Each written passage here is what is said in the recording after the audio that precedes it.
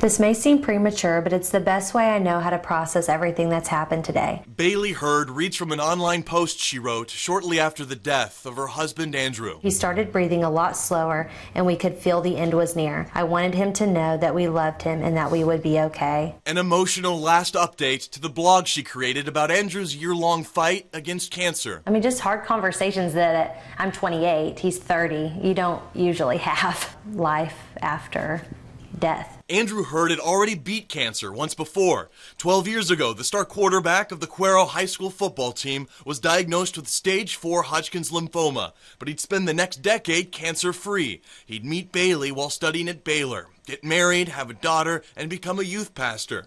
But last September, everything changed. A new diagnosis, stage 4 lung cancer. Stage 4 lung cancer is uniformly fatal, and he knew that from the start. Doctors gave the lifelong non-smoker 6 months to live. But Bailey says her husband didn't sulk. He grew focused and determined.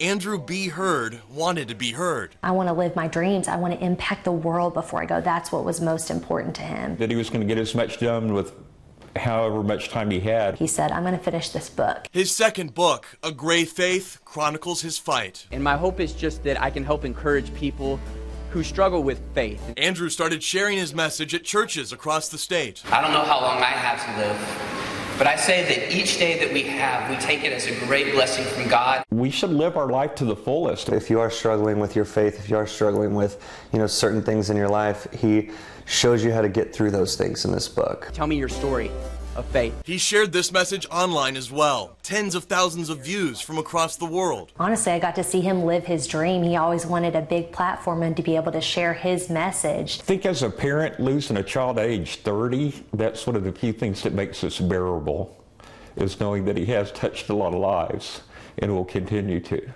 Their 2-year-old daughter, Ellie, inspired Andrew's third and final book. He wanted his 2-year-old to remember him. A book of inspirational drawings dedicated to his daughter, finished shortly before his death last Friday.